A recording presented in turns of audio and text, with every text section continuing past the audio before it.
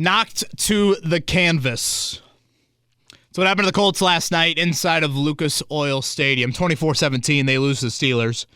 Good for the tank. Bad for those in the clinging to playoff hopes, or just in general, they want to see their football team win. But that was the result last night. One good quarter of football. And when you do that, you're not potent enough in that quarter to overcome that and win the football game. I thought it was their worst start to the season. I should say this. I thought it was their worst first half since week 2 shutout with Jacksonville. Both sides of the ball. The defense was very poor in the first half, especially against a rookie quarterback in Kenny Pickett. I'm Kevin Bowen. Eddie Garrison is with us now. This will be the only pod of the week with the Monday night games coming up here last night and then again after Christmas. We'll just stick with the one pod at this point. We will have a bye-week podcast coming up after the Cowboys, try to set you a little bit more big-picture stuff for those that have asked those sorts of questions. We'll save that until then. Eddie, you just see the result last night and you think, man, reality's starting to set in of you're going to miss the playoffs for the 6th time in 8 years. A season that had such high expectations in my lifetime, which is a little bit longer than yours. I don't recall a season that had this much preseason hope and this much failure now, 12 games into the season, where it's late November and you can take the Colts out of the sympathy. Hey, let's throw another team in that in the hunt graphic.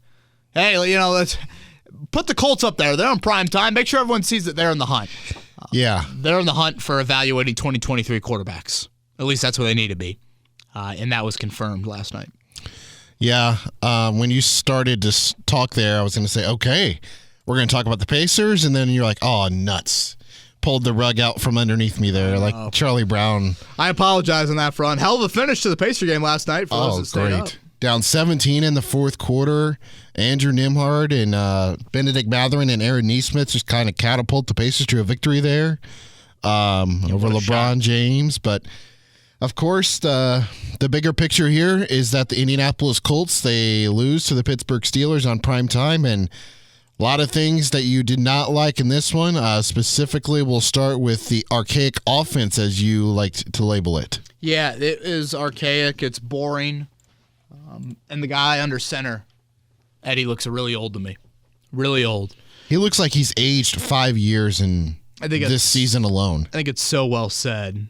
I mean, I watched him last night and thought, how much is the shoulder impacting him? Is that? I feel like there's balls that he throws out on the perimeter. I'm like, is that a changeup? Is that going to get there? What I've noticed with this passing offense has been an issue all season long.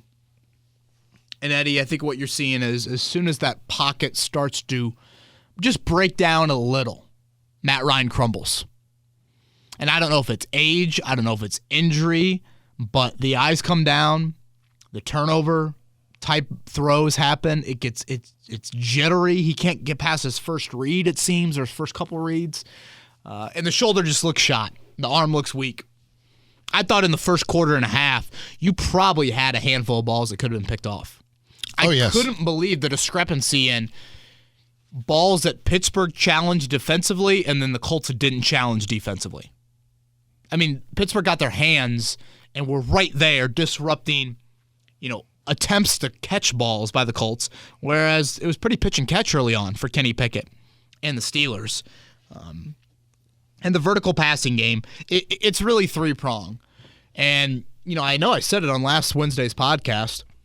Matt Ryan, I thought, was pretty candid last week and being like, our offensive line, they got to give us some time. Is that part of it, limiting the vertical passing game? Sure. But you know what? A huge part of it is Matt Ryan is really only throwing jump balls down the field. There's not like a nice 18-yard seam route that gets to the second or third level. And then I would say third, non-O-line, non-quarterback, I still don't believe you're getting enough separation from your pass catchers. When Pittman and Pierce make plays down the field, Eddie, it's just strictly a jump ball. It's not like they're open. It's high point a ball and hope that your guy can go up and climb the ladder and make a play there. And, Pittman did later on. But, I'm watching this offense and I'm thinking to myself, remember the Chris Ballard quote about Carson Wentz at the end of last season? Make the layups. Sure. But you know what? You got to attempt a few three-point shots. Like, when they finally threw that ball to Pittman on the final drive, it was almost one of those, thank the Lord they're at least trying something down the field. Good things happen in the NFL when you take chances vertically. If you can block it up and you give your receivers chances and, potentially there could be flags, Pittman and Pierce have shown an ability to make some of those plays. It's just such an archaic offense. The next-gen stats note last night I thought was wild. They said that Matt Ryan, he's attempted deep attempts on 4% of his passes. It's the lowest number that they have seen since 2016. I mean, that's a whole lot of quarterbacks in a 7-year span. So, I mean, it's a weak arm. It's no separation. The DBs can just sit on the routes. I thought Troy Aikman very accurately just roasted the Colts passing offense and Matt Ryan all game long. It just limits you, man. It limits you so much. Didn't have your first completion until midway point of the second quarter. I'm sure everybody saw that stat. That's the longest drought for a team to start a game since the Denver Broncos started Kendall Hinton in the COVID game off the wide receiver off the practice squad back in 2020. And again, all of this is against the 31st ranked passing defense. That's what Pittsburgh was coming into the game. They had given up questions at corner. About 285 yards a game passing. So it's just such a sorry state of a passing offense. And it is easily the biggest issue for this team this season. Again, you sprinkle in a turnover from Ryan. Obviously, you sprinkle in the turnover from Taylor. That doesn't aid things either. But you just cannot consistently move it. And that allows for teams to load the box. It allows for teams to jam opposing pass catchers at the line of scrimmage. And it is just such a lethargic, bleak passing offense. Tell you what, though, I made 2 bets last night on Matt and Ryan, and they both hit. And some under action? No. Well, one. Yes. One under and one over, and they both hit. I had zero hope for the over, but then somehow he made it happen. What was that? The completions. Oh, yeah. I took his over 20.5 on completions. So that final drive meant a whole lot to you. I think it's one of those things where we saw it a little bit more last night. The free rushers that come at Matt Ryan and the inability to take advantage of those free rushers stands out. And I know I said this last Monday, I guess it would have been after the Eagles game, but I think it's more relevant to what we just saw with Pittsburgh. Kenny Pickett is another reminder of if you can do a little bit with your legs, you can create. Yep. And the Colts just don't have that. Again, that pocket starts to break down, and it's like a folding chair watching Matt Ryan either go down or throw the ball away, and like the throwaways just look terrible. I mean, I know that's kind of a stupid thing to say, but it just looks awkward. He looks old. He looks old, and I never thought I would utter the phrase at this point of the season, but I did it last night. I think Colts would be better off having Carson Wentz at quarterback right now. And I know that's like a very crazy thought to some people. By no means am I saying they should have kept Carson. Again, yeah, you need to move on. But I think Carson Wentz would give you more of a threat at quarterback than you have right now. I mean, he had that escapability factor. Sure. And that's something Matt Ryan does not have. Late, you have the second down and 17 and the scramble by Matt Ryan for 14 yards. Jeff Saturday and Matt Ryan elect not to use the timeout, which means the time management or clock management, as some people say it, was not on the Colts side, and that's another thing that you did not like. Yeah, a little bit of the Jeff Saturday jolt just kind of gone. You got off to the same old starts that were happening with Frank Reich. And then let's focus here on the time management in the fourth quarter. I think listeners to this podcast will know I pay a lot of attention to this. I think it's the biggest aspect that a coach has impact over on a game day, and it can create such an advantage for you if you have, proper understanding, a proper grasp of it, all of those things. And was it the sole reason why the Colts lost? No, it's why I didn't lead off with that. But it's an issue that I think has to be talked about, and certainly something that if we're evaluating Jeff Saturday from a head coaching standpoint, This needs a little bit more on that front. So, Eddie, the Colts had Alex Highsmith forces a fumble when that play started at the minute 35 mark from the 33-yard line. It was a 1st and 10. It set up a 2nd and 17. I'm watching it, and I thought I would probably take my first time out here. I think after a pass rush moment like that, I think it's probably good to just kind of settle everybody down, regroup a little bit. And I think that's what we don't think about maybe at times with timeouts. A timeout is not necessarily to stop the clock necessarily. Yep. It's a big part of just let's breathe, let's regroup. And look at the personnel you had out on the field. You had 2 rookies in big spots in Jelani Woods and Bernard Ryman. Very different foreign opportunities for them. Jelani, he played, I would say, easily the most. He had all season long, and he's missed some time. It's probably worth pointing out, you have Jonathan Taylor out there, and he's not used to being out there. He's not the 2-minute back. I know we kind of laugh at that, and you're curious why, but that's different for him. And then what about Parks Frazier up top? Totally different environment than what he is typically in. So I think at that point, the more quick tempo you go, is there an element of you can catch the Steelers off guard? They might be tired. Sure. But I think there's also an element that creates more individual one-on-one opportunities. And the Steelers have certainly the better personnel, particularly up front, than the Colts do, in holding up in those moments. So no timeout after the fumble. Matt Ryan scrambles for 14. Now it's 3rd and 3 from the fifth. There's 59 seconds to go when the minute 35 on the first play, 59 seconds to go on the scramble, 34 seconds when the ball is snapped on the 3rd and 3. And Alex Highsmith said it after the game. I knew with how Jelani Woods was lining up and how Jonathan Taylor was lined up, they were going to run it.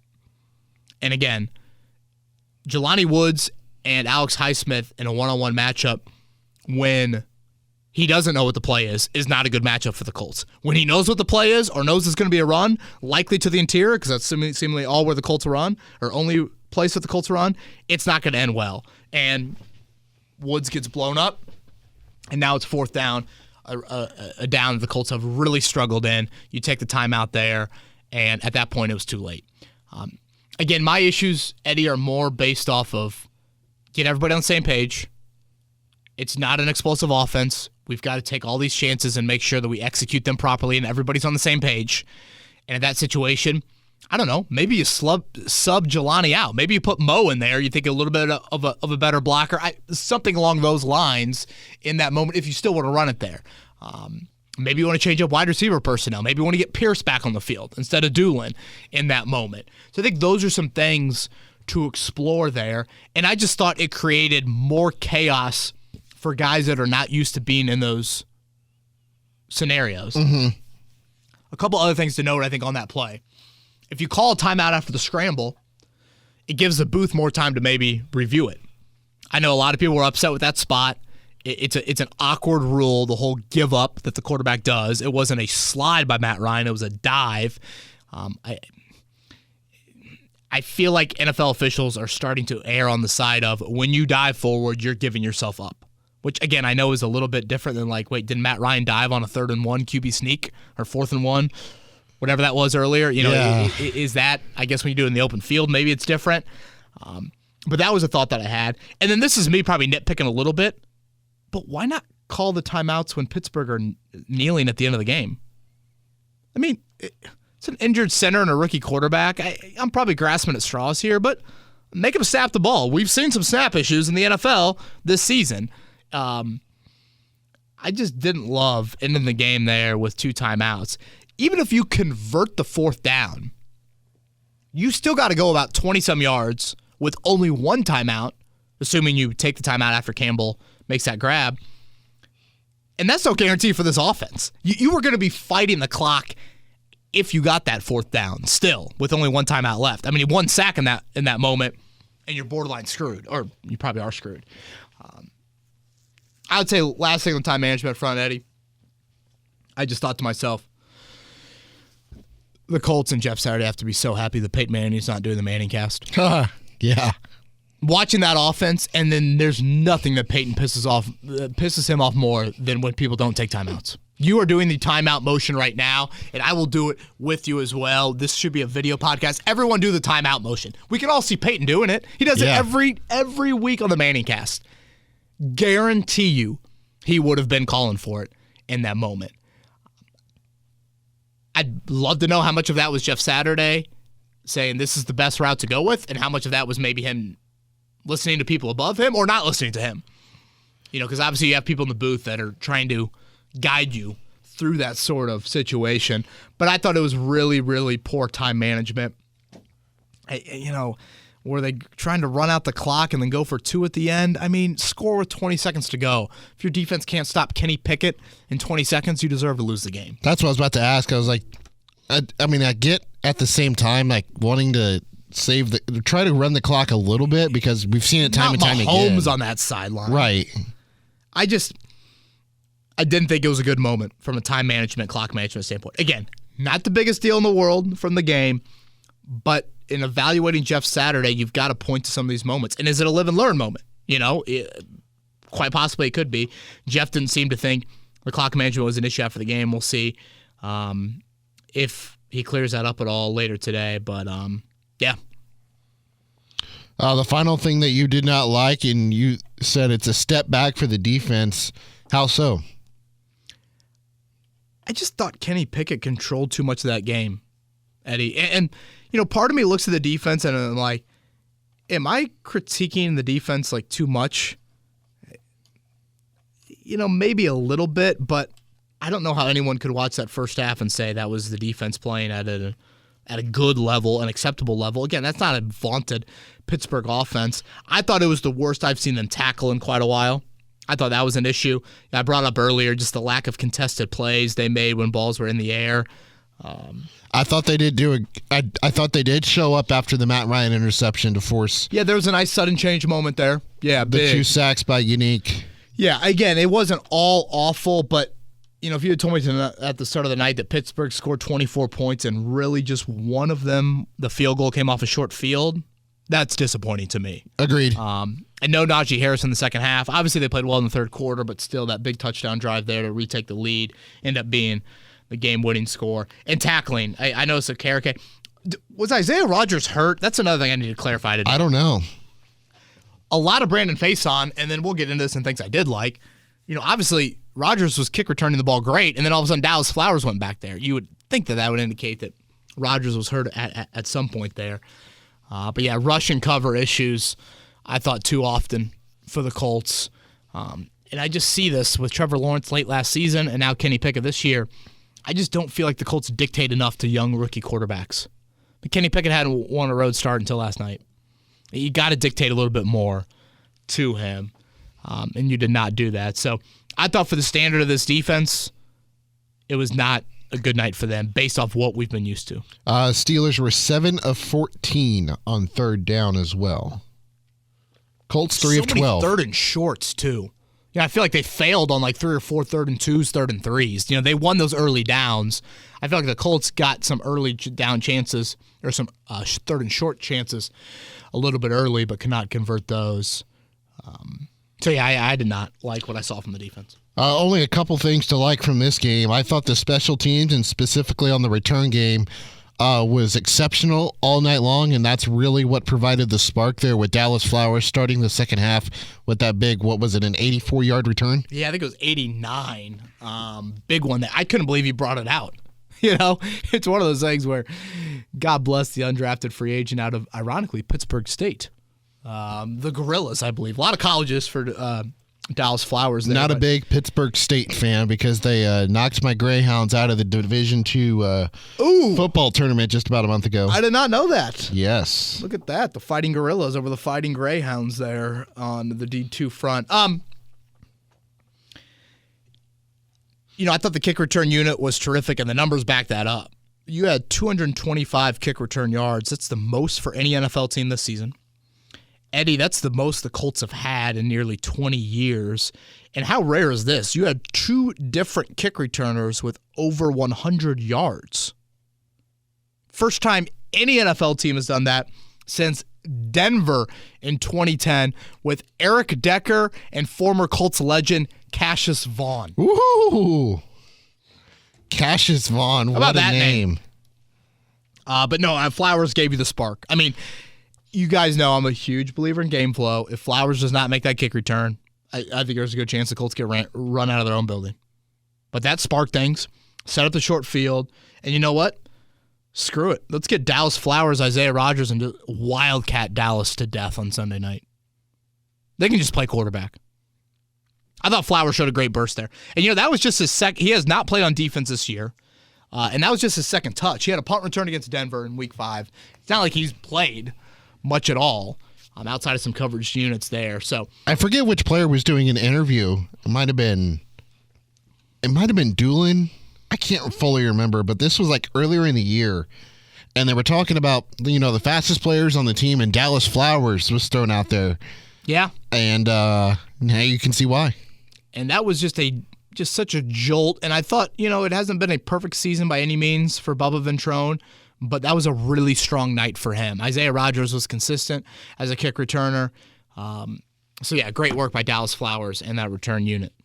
The other thing that you could probably take away from this game that you liked was Jelani Woods. Yeah, and bouncing back from the early drop, he's been dealing with a lot of stuff off the field, Eddie. I think that's worth pointing out. He was obviously close with the Virginia football team, considering he played there last season. Hadn't played, battling that shoulder issue a little bit. I think the thing you notice with Woods, and no Kylan Granson, so you need him more. The thing you notice with Woods, he just provides such a catch radius. Yep. Like his ability to his frame just kind of boxes out the defender. I think he caught all 8 of his targets after the drop. Yes, he did. I was about to throw that out there. So big. I mean, it had to be close to 100 yards, was he? 98. Just a really solid night for him. And I think you saw it on the Minkah Fitzpatrick pass interference penalty. I felt like that was pretty good coverage by Minkah. I mean, yeah, it was probably worth a flag, but when you target Jelani, especially in those areas, and the DB has to go through him, he's going to make more contact. And it's just more of a frame to draw pass interference penalties from. So, tight end, again, has been an issue in finding consistency. Jelani really outsnapped Mo Alley Cox in this one. Clearly, he was part of the 2-minute package there late. So really nice night from the rookie there, and I think was one of the lone bright spots for the Colts. I know when we did our post-draft recap, and I was going through some of these players because we oftentimes talk about how Ballard drafts players that have similar skill sets, qualities, traits, and whatnot, and I know we compared him a lot to Mo Alley Cox, same size in terms of height, just a little bit leaner on the side of the weight, but the catch radius is, just very similar to Mo Alley Cox, and this is like no slight to Mo at all. Jelani just looks way more athletic than Mo. A little bit more of a fluid athlete. I think just in getting in and out of breaks, things like that. Jelani Woods individually, really well done last night. 41 snaps for Jelani and 22 for Mo Alley Cox. How much did Kalinich play, or whatever his name is? He played 6.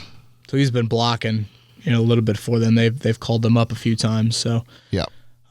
Is that all I got? Yes. Okay. And you don't have anything else you want to add into this? Nah, I think we just slide into Twitter questions, man. All righty. Jason is first. Would a team that is 4-7-1 be considered ahead or behind a team that is 4-7 based on one team having played one more game than the other at this point? Okay, so I know we got a lot of questions draft related. And again, Eddie, welcome to the Colts on November 29th, 2022. It's, again, not in the hunt for the playoffs. It's in the hunt for a top 10 pick. Oh, by the way, I forgot to ask this off the top. Would you cut off your pinky for Caleb Williams after what you saw against Notre Dame? Yes. Yep. Yeah, maybe. I'm looking at my pinky right now. Maybe the left one. I don't know. I would need to hold the golf club and see which one I feel like has a little bit more prominence on it. Maybe look at the keyboard is probably what I should look at first and see where my typing would be. But yeah, Caleb Williams, he's there's some Patrick Mahomes escapability to him. Not the arm, of course. But when you watch Mahomes, Eddie, it's not like he's running 4.4.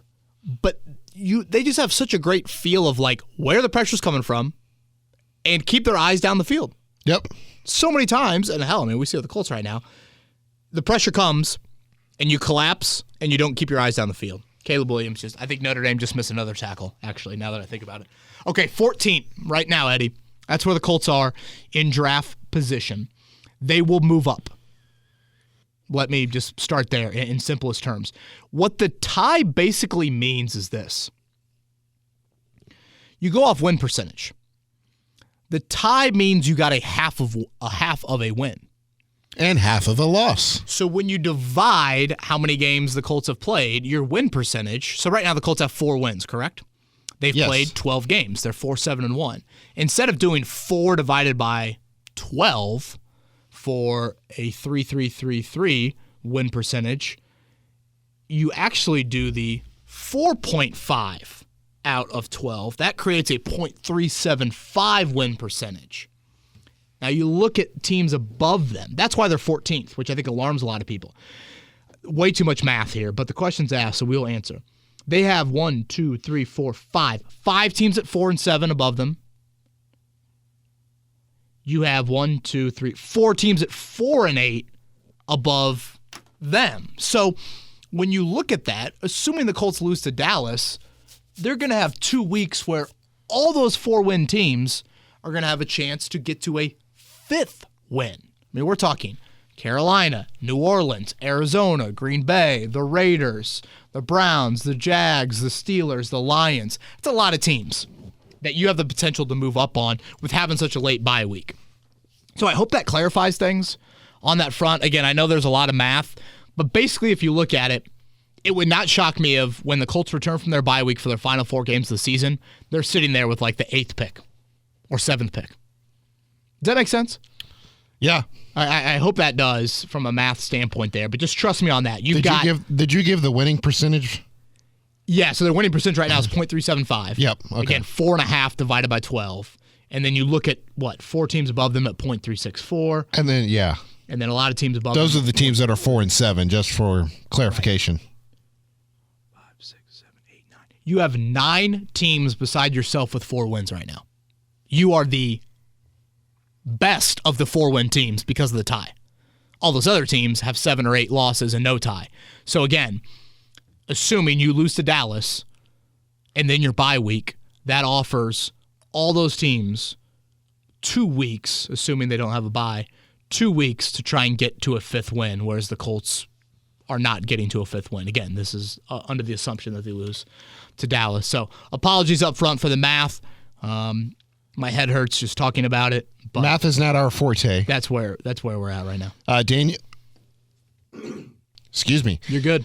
Daniel is next. First half offense was awful, and Matt Ryan seemed to be the epicenter of it all. Would you agree? I also think we've seen enough of Ryan this year. Minute hopes for playoffs. Oh, minute, sorry. Whoa. Minute hopes for playoffs, but I only see 1 win on the schedule right now, regardless of the quarterback. So let's let Sam Ehlinger finish the year and evaluate him for next year. Colts postgame was giving Matt Ryan 1 more start, but starting Sam Ehlinger back in Texas would motivate him and give fans something to talk about again in an otherwise closing season. Yeah, Jeff Saturday said afterwards, and thank you, Daniel, for the question. Jeff Saturday said afterwards they will be sticking with Matt Ryan. Again, I think I mentioned on last week's podcast, I would think the bye week would be the next time they would even possibly entertain the move. And I think they need to be eliminated, frankly, from the playoffs for that to happen. And I don't know. I don't think they can be eliminated by the time they return from the from the bye. Maybe they can, but I think there could still be like a 1% chance or something crazy there. I'm ready to go with Ehlinger. Again, I don't need to see Matt Ryan anymore. Again, I said it out loud yesterday. I'd rather have Carson Wentz. At some point, your quarterback has got to be a creator. And again, you are not supporting Matt Ryan. Let me make that very, very clear. You have not supported him enough, but he has not supported you either. Do not need to see Matt Ryan. There's financial implications with his contract. There are reasons that I would not want to see him again. But it doesn't sound like Jeff Saturday's going down that path. It doesn't sound like Jim Irsay is going to demand a benching like he did with Frank Reich either. Which is just so weird. It is weird. I think a lot of this comes back to, again, Jeff Saturday or Jim Irsay really wants this thing to work. and he's going to allow Jeff Saturday to kind of have free reign in what he wants to do. And I'll reiterate what I said back in October, Eddie. The move to Ellinger and Irsay's eyes was not a tank move. It was they felt like Ellinger gave them a better chance. And as the O-lines continue to look like this, and Matt Ryan, I think, continues to look old, honestly, Ellinger probably does give you a bit of the best shot right now. When you factor in all of that, it's got to be so solid around Matt Ryan for him to be effective. And that's an issue for this football team right now. I think he was on Colin Cowherd's show. I could be incorrect here, but I know he was on one of those Fox Sports TV/radio shows. Who was? Sean Payton. Okay. He mentioned that he could possibly see the NFL implement a lottery system like the NBA for draft picks as soon as this offseason for the 2024 draft, because he has a feeling that teams will tank for Caleb Williams because there hasn't been a talent like him coming out of college football that's this pro-ready since Andrew Luck. Interesting. I like Caleb Williams a lot, and I think he'd be the number one pick in this year's draft. I probably want to see just a little bit more. Obviously, the Lincoln Riley stigma, just kind of where those quarterbacks and how they've performed at the NFL levels there. Like, is that escapability going to work in the NFL? I'd like to see him just be forced to throw from the pocket a little bit more. I mean, he's got a great arm and fits balls into great, very tight windows. But that'll be something that I'd like to see. Yeah, I've always been curious if and when the NFL would go to a lottery, just because it only adds more eyes. I mean, NBA lottery night's a big deal for those teams in the lottery. So that's interesting from Sean Payton. This offense is just sorry. We obviously need a new quarterback, but assuming we need to give up some capital to get one, what else should this team be looking at to somehow have an offense with a pulse next year? This is from Patrick. Gosh, man. A pulse. Think about that. A huge question here of the final month of the season is how does Bernhard Raimann look? And what do you do at left tackle? I mean, that is, from an individual standpoint, I'd argue that's one of the biggest, if not the biggest. Then you got some free agent questions. Yannick Ngakoue, you're going to get to the end of the year, Eddie, and he might have a career high in sacks. And I don't know, maybe our expectations were like higher. Again, not the most impactful, but that's something that I've thought about. I still stand by. You need another weapon from a pass catching standpoint. So those are kind of three areas that I look towards. And then I assume Stephon Gilmore will return. He's under contract, but are you 100% sure that, again, Gilmore can still play? I mean, a 33-year-old corner, it's amazing what Gilmore's doing at 32. Next year is even another level on that. But those are kind of the other areas that I look at right now as my priority list, non-quarterback division. Did Matt Ryan not have a first down when he ran it himself on second down on the final drive of the game? Asks Jack. He dove forward, so he never gave himself up, and I never saw him get touched. Why was there no spot challenge? Yeah, it's a good question. Well, it was inside 2 minutes, so you can't challenge it anyway. Right. So again, I suggested earlier, take the time out, create more of an opportunity for the booth to make a play there. I just feel like the NFL is no longer rewarding guys for the forward dive in the open field. And honestly, Eddie, you know who we can probably blame for this? I know it didn't happen at the NFL level. It's Kenny Pickett. Remember Pickett doing the fake slide last year in college football? Yeah, but that would have been feet first. Right, but I think that has started this. For a player safety standpoint, we cannot allow a quarterback to try and fake the defender out. Defenders are already easing up on guys in that situation. They don't want to create situations where quarterbacks fake it. The defender eases up when he's away from a penalty, and next thing you know, that quarterback's making a play like Pickett did college-wise last season. I'd have to really go back and look at it. I didn't look like a Steelers defender touched him, but I don't know that for sure. But still, I think when you give yourself up in that moment, the benefit of the doubt, honestly, it goes to the defense there and marking you down as soon as you attempt any sort of movement to go to the ground. I mean, it's all a judgment call anyway, so I don't know how you can even determine when he starts to go down. Yeah, it's so, well, again, and what about intent? Was he going down to give up his body there, or was he trying to stretch out and get the first down? I mean, it goes back to the QB sneak earlier in the game. There, Matt Ryan jumped and try to go forward. I mean, when you're diving for the pylon, you're not giving yourself up. Like, I don't know, very complicated to me. Oh, also something we didn't talk about in the what we didn't like section, another red zone turnover. Yeah, and on a simple handoff. And I feel bad for Matt Ryan because he's going to get credited with that fumble, but that was all on Jonathan Taylor. And I think what we've seen from Taylor this season, again, a lack of support around him. But, Eddie, if I go into those contract negotiations, I'd be worried about running back giving him that dollar anyways. And now you see the fumbles, and now you see a little bit of an injury. More leverage for Indianapolis in those instances there. The timeliness of these turnovers this season, crippling. I mean, I guess you overcame it in that situation there, but still, just from a momentum standpoint, just absolutely crippling. So I just rewatched that Matt Ryan run. Does he get touched? I was more so he gets touched.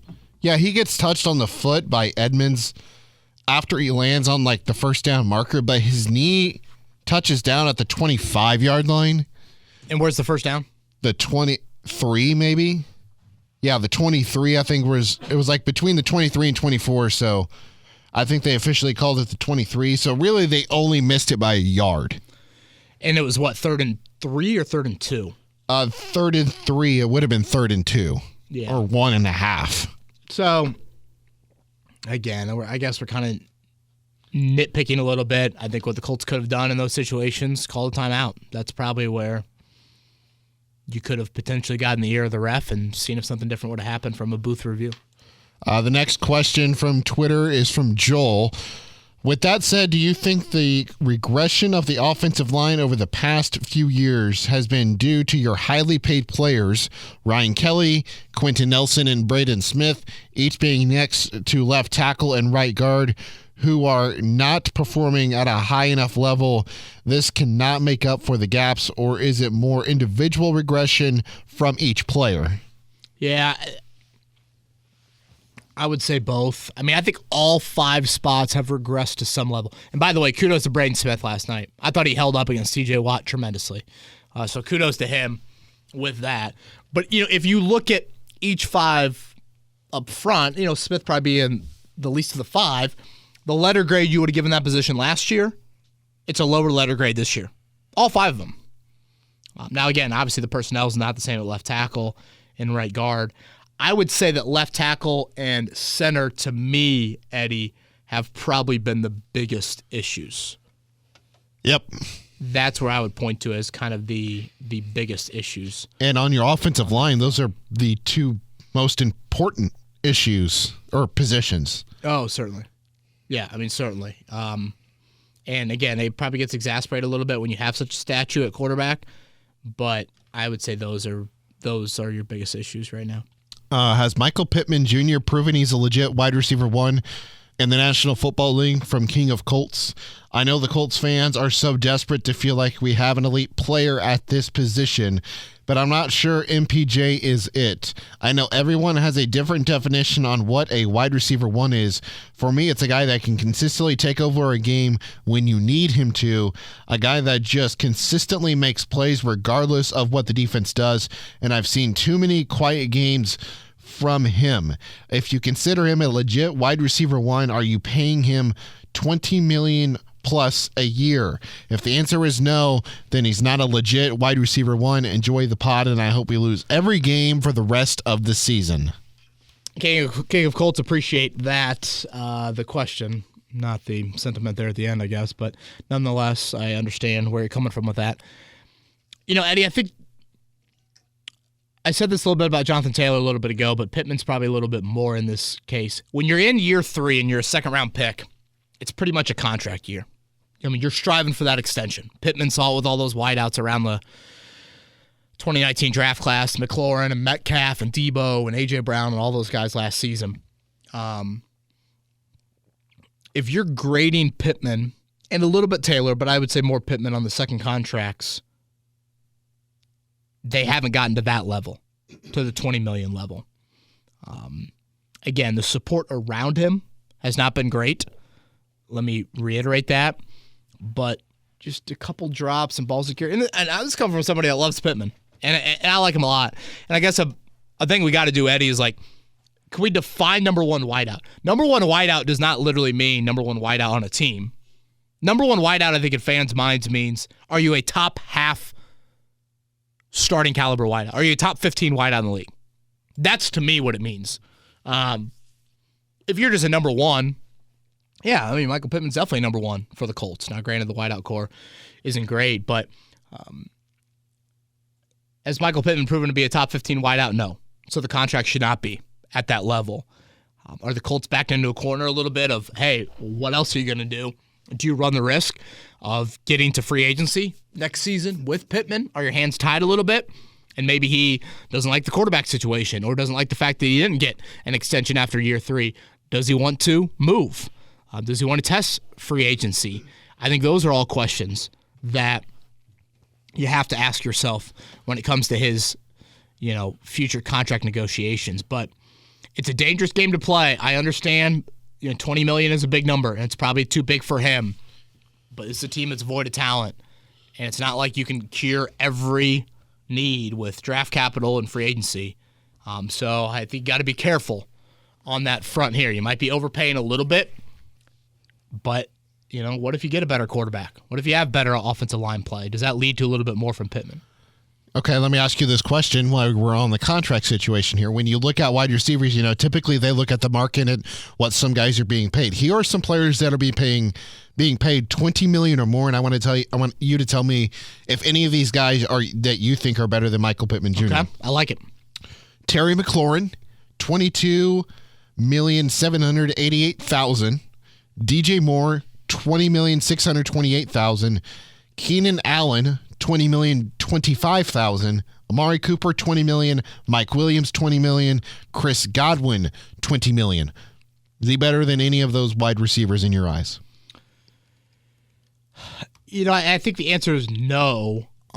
There were a few more names in that $20 million category, Eddie, that I didn't expect to be there, I guess. I think the other thing got to point out about Pittman is he's been pretty healthy in his NFL career. So that, I think, is something that you have to acknowledge as well. I mean, a guy like Mike Williams just really, really banged up when you think about that. And the age. I mean, Pittman is still an ascending player. A guy like Keenan Allen, of course, has reached kind of the back half of his career. So you went with yearly average there? Yes. I'm going to try and look up this group. And you look at the 17 to 18 range. You've got Tyler Lockett at 17 and a quarter. Christian Kirk from last year, 18 a year. Brandon Cooks is making 19. Yes. DJ Moore's making 20. Yeah. Kenny Galladay's making 18. Lockett at 7. Wow. I mean, the more you look at some of these names, man. Hunter Renfrow at 16. I mean, the more you look at this and you're thinking, boy, Michael Pittman probably deserves around 18 or so. Yeah. So I don't have as big of an issue with it as most in paying him a little bit more. But again, I'm a big believer that you can manipulate the cap a little bit more than the Colts have. The next Twitter question goes to Drew. So we all know how much Jim Irsay wants to have this team play in prime time. But watching the Colts in prime time is like watching James Cameron's Titanic. Specifically the part where everyone dies. On repeat. Oh, boy, that's quite the sight, okay? Offensively, it's a nightmare. The line is still terrible. Matt Ryan is awful. And then there's the Cowboys next week on Sunday Night Football. Will this be the actual reason he fires Chris Ballard? Because his team is embarrassed on primetime television. It's not a ridiculous question because Irsay is a ridiculous man having the biggest power trip of his life. Wow. That's a lot to unpack there. Again, predicting Jim Irsay is impossible. And the Chris Ballard thing is just such a tough read. It seems awkward. It seems weird. I mentioned this after the Eagles loss. I think it's worth repeating again after yesterday. When you fire a head coach, what you're doing is you're exposing your roster. You're exposing your GM. I know expose has a negative connotation to it, but basically what you're saying is it's a coaching issue more than a roster issue. And I mean, look at the Irsay quotes. Whoever Irsay's talked to, Stephen Holder, he did it last week with, Mike Chappell and Bob Kravitz the week before, a couple weeks before, he thinks the personnel is good enough. So having said that, if the Colts tailspin here, and what are they, 1-2 under Saturday? If they go 2-6, is that a bit of a reflection? I think it's a kind of an unfair evaluation for Jeff Saturday. You just a blanket statement, look at his record and say, yep, okay, that means that's the type of coach Jeff Saturday is. Again, he thrown into just an awful situation. But the more you watch this football team this season, particularly on the offensive side of the ball, how do you not say it's personnel driven? But I have a very tough read on Ballard. Very tough read on. Felt confident about Reich and what was going to happen there. Can't say the same thing about Ballard. 2 questions left. Is the floor of Matt Ryan's obsolete quarterback play truly better than the ceiling of Sam Ehlinger's modern quarterback play? That's from Mamba. Boy, that's a really good way to look at it. I mean, to answer, I would say no. I don't think so. Now, again, if you can't support him, meaning Matt Ryan, you have to ask yourself that question. You're kind of admitting that it's your fault, but that's the reality of where the Colts are in late November here in 2022. Again, I don't think they're making a change imminently, but that's where you're kind of at with things. So,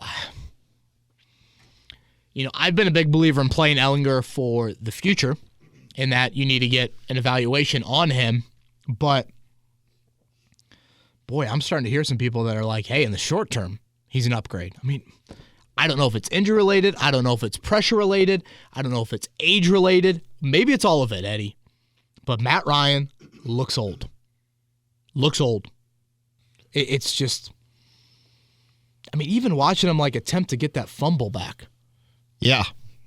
And I get it. That's kind of a weird play for any quarterback, but it just, man, it looks a bit frail, to be honest with you. I mean, do you guys forget how Sam Ehlinger looked against the Patriots and how anemic that offense was? And again, that's a top, 5 defense? This is the 31st ranked passing defense in the NFL you played yesterday. That would be concerning to me as well. And you have the Dallas Cowboys, who have been arguably the best defense in the NFL, coming up on Sunday Night Football. I said it to my in-laws, they're asking, hey, what are your thoughts on the Colts? And I'm like, I think I said it last Wednesday, I'm very worried about Matt Ryan these next 2 weeks. Very worried. I think he could get broken. And I don't think the hits were necessarily to the vicious level last night, but he looked broken.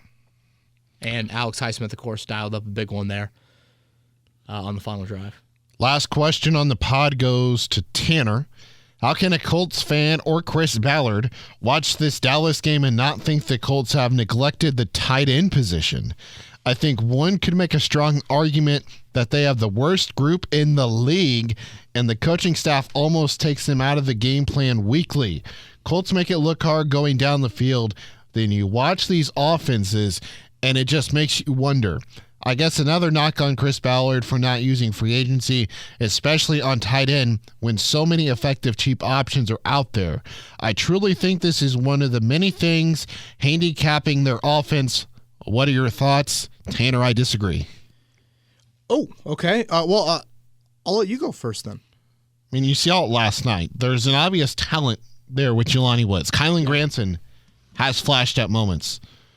And Mo Alley-Cox is what Mo Alley-Cox is mainly an inline blocker, not really down the field in the vertical passing game or in the passing game at all in the red zone. I think there is talent there in the wide receiver room. I wouldn't go out to say that it's the worst group in the league, but I'm not putting it in the top half. I would say it's right there in the middle, just below average, but I wouldn't say it's the worst. To be fair to the question, I think Tanner asked that during the Cowboys-Giants game, so he didn't see what Jelani Woods did. That was a Thanksgiving question. Oh, okay. Okay. I just want to point that out. I know the timeliness of some of these questions can kind of get lost in the shuffle. I think it's fair to have this debate, though, Eddie. Who do the Colts miss more, Jack Doyle or T.Y. Hilton? Alec Ogletree. Drew Ogletree, I'm sorry. Like you mentioned Mo Alley-Cox. Mo has not allowed you to put a tight end out there, play 70%, 80% of the snaps and you don't tip your hand one way or the other. Now, Dallas, Dalton Schultz, more of a receiver. And I like their group, Ferguson and Hendershot, the Indiana kid as well. But tight end is a unique position in that it allows you to be unpredictable. And I just feel like the Colts are tipping their hand with their tight ends right now. Jelani's had some moments as a nice blocker, but again, not to the full extent that you would like, and just not as. Last night he certainly showed this, but he's had some drops this season. And there's so much just little stuff that doesn't even show up in the box score that I feel like we don't see with the tight end groups, and we haven't seen enough of. And I think the blocking game and helping out in that area from a run standpoint, that's hurting you there. Okay, is that the last Twitter questions? Yes. I guess early Cowboys thoughts, Eddie. And I guess I got to throw a prediction on here. It's so early in the week. I hate even doing this at this point. 9.5, is that what I saw? I believe so. Best point differential in the NFC. Second best to Buffalo. Fourth in turnover margin. Really good balance on offense. And they are so much more explosive offensively when they're at home. Yeah, it's a good point. It's ridiculous. Yeah, it's a really good point. Their pass rush is borderline dominant. They've got the likely defensive player of the year, I'd assume, and Micah Parsons, and then Zach Martin, who I think will go down as the greatest. DeMarcus Lawrence as well. Marcus Lawrence for sure. The greatest football player in the NFL from the state of Indiana with his all-pro trajectory continuing this season. 10.5. 10.5, so it's climbed a point since last night. Yeah, I'm going to go with Dallas. I'm going to go 30.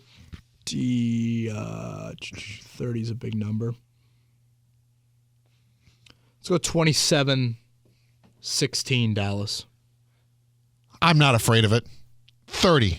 30?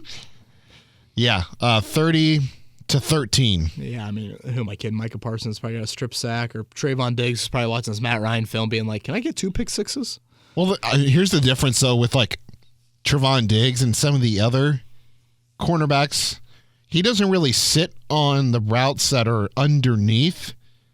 He's more of a guy who's down, like when he gets challenged down the field, because he's able to run with receivers, unlike most cornerbacks. Well, challenging down the field is not something the Colts typically do. Correct. From a vertical passing game standpoint. So that'll be something to keep an eye on. It's just, it's disappointed, Eddie, that it's here. We had a question a few weeks ago about the chaos of the season and if I enjoy that. And we're looking at 5 games the rest of the year, and with every loss, you just inch closer to apathy from the fan base. I mean, I see it in Twitter questions, Eddie. I mean, we didn't get our normal amount. Now, part of that's a primetime game, but still. Oh, by the way, Micah Parsons is minus 1,000 for Defensive Player of the Year. So he's pretty much a lock. Barring an injury. Yeah. So, oh, man, just kind of a bummer that we're already so off-season focused in late November. So those that are sticking with us in the pod, we greatly appreciate it. Colts and Cowboys Sunday Night Football coming up here in Week 13. He's Eddie Garrison. I'm Kevin Bowen. Everybody stay safe. We'll talk to you next week.